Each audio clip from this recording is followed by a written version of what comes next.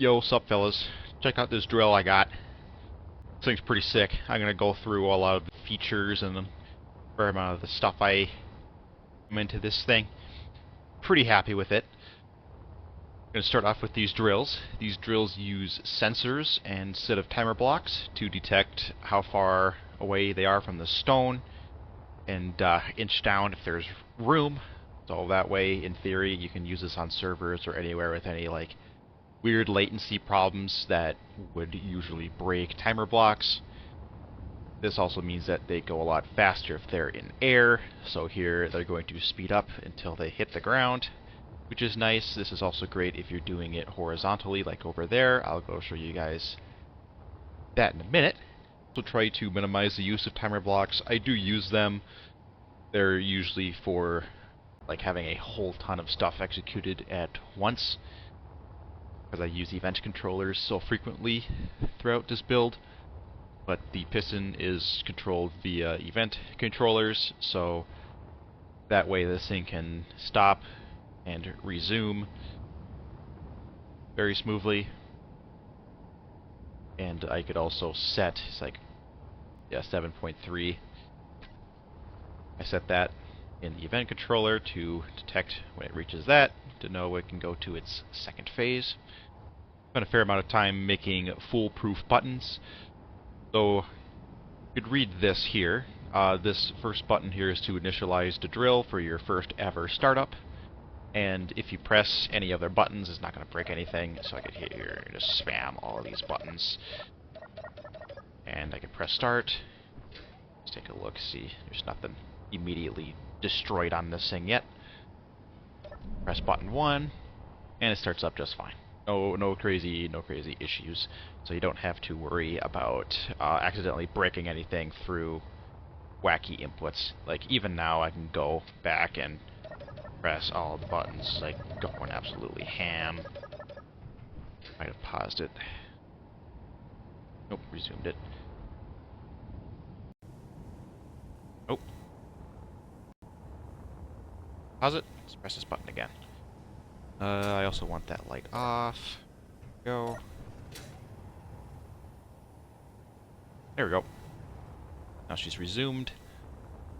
So yeah, the buttons are nice and safe, so you don't have to worry about you or your buddies somehow breaking anything.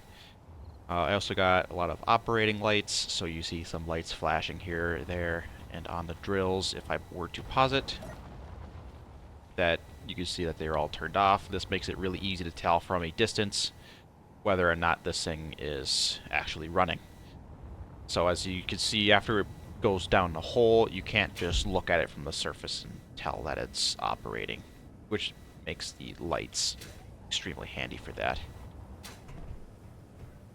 I also have tried to make the pause and resume system as safe as I can.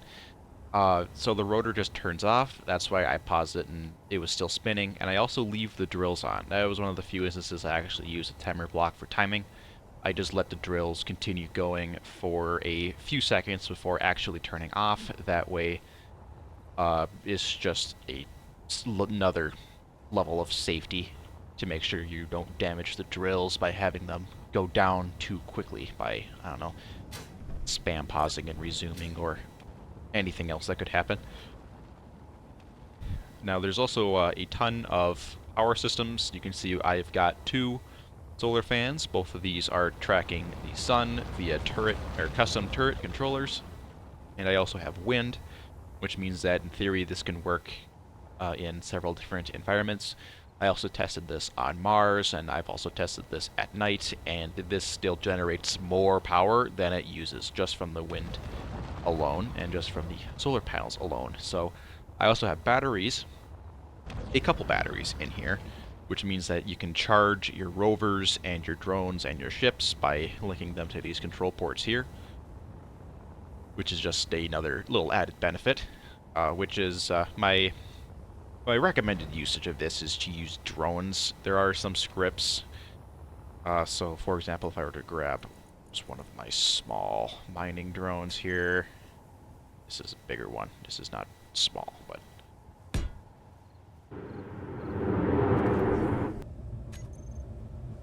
here we go. PAM, auto path Path Auto Miner. So this is something I would recommend using. You don't need it to be a mining ship. There's a shuttle mode in this, so you could literally just set the script to track your path, fly over here, connect, and just set it to shuttle mode, and it'll fly back and forth collecting all of the stone. And it's literally like zero maintenance. This PAM script is very nice because if your shuttle somehow takes damage or runs low on power, it'll automatically dock and charge, and or just dock and wait for repairs. It's fantastic. That's exactly how I would use this. You could also wire this up directly to a base using conveyors. Although, me personally, what I did in one of my survival worlds is I would use a rover with a ore detector and look for a nice meaty ore pocket to put this above. And one of the nice things about this too, if you do that specifically, is these holes are very large. Ample room to fly a ship in and mine out the walls. It's just like very convenient. Yeah, if there was like ore here, I would just be like going to town on it, you know what I'm saying? It's very convenient for that. And you could also just use this for general boring as well.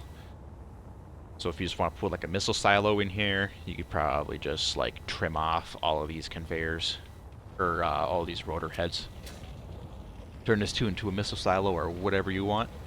This is an excellent showcase as well as just how deep this thing can go. Now, speaking of just boring massive holes, this thing is very stable in that it can drill horizontally, even though the rotors here are going to really want to rotate, but they're not gonna, because of how I have them designed.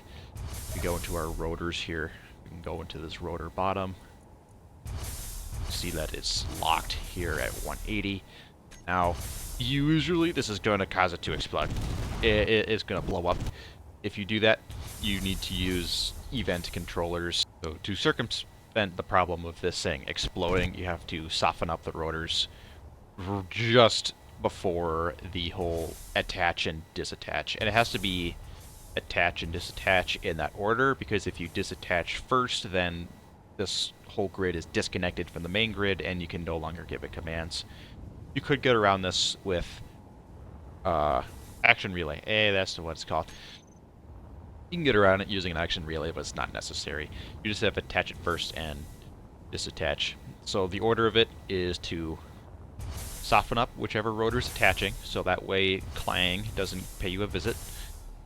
Attach, disattach, strengthen all the stuff again.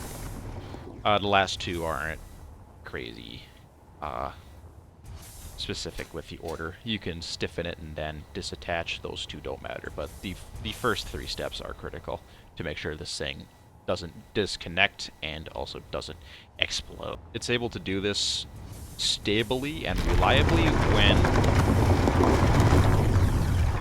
when all of the drills are completely full. So this is like the heaviest you can possibly have this, and it is still working reliably at like the maximum strain that you can put on this machine. It is fantastic. This thing does require welding up of the pipe, of course, but luckily that's another thing you don't actually need to maintain, because I have another script. Whoops, that's an older version. Go back over here. I do have multiple versions of this. The one I published is the most recent updated version, this one here. I just don't want to have this running for like several hours to catch up to where these two are. I got another script here. I am out of crafting to make sure that all of the parts for the pipe are constantly being manufactured and assembled. I have a basic assembler and basic refinery in the blueprint of this base here. I also have several other safety features to make sure this thing remains reliable and doesn't break on you. So, for example, if anything gets damaged on this, it will pause automatically. I just look up gun. Flare gun, that's not what I want rifle. So if I just destroy, like, this. Okay. Got some hazard lights going. And you're going to see this thing is automatically pausing. There it goes. And so what you do is you just repair that up. And once that's repaired, you hit that button. Pauses that. And then you hit the resume button. And it goes. That's both pause and resume. Switches between the two.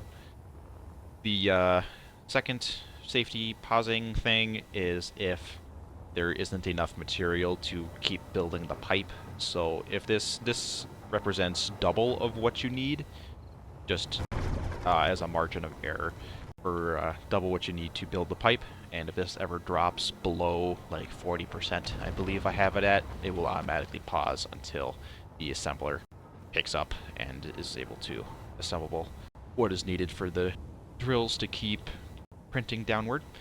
And the third is a toggleable safety feature. You see this blue light here. That means that the third safety feature is off. The safety feature is if these two cargo containers are equal to or over 95% of their capacity. Well, actually, I think I have it set to the drills. If the drills are equal to or higher than 90% capacity, if any one of the drills are, then it's going to automatically pause until they're no longer that full.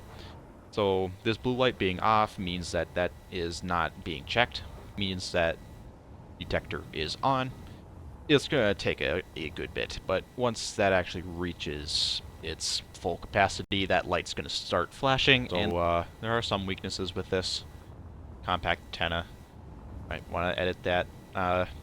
This thing is pretty easy to spot if you're on like a PvP server or something. And it's pretty vulnerable because I kind of put the batteries up there. I probably shouldn't in hindsight. I kind of wanted all the most critical functions to be down lower to the ground. But if this top part is completely severed, like if I just remove these two blocks, then everything becomes unpowered. Which I guess is safe because then it automatically stops everything. But, that's kind of suck. So yeah, I'm pretty happy with this turned out. Hopefully you like it too. Definitely give me some feedback. I'm quite a perfectionist when it comes to this. It started off of literally just being a pole with this drill attached to it, and I've just been adding a crap ton of features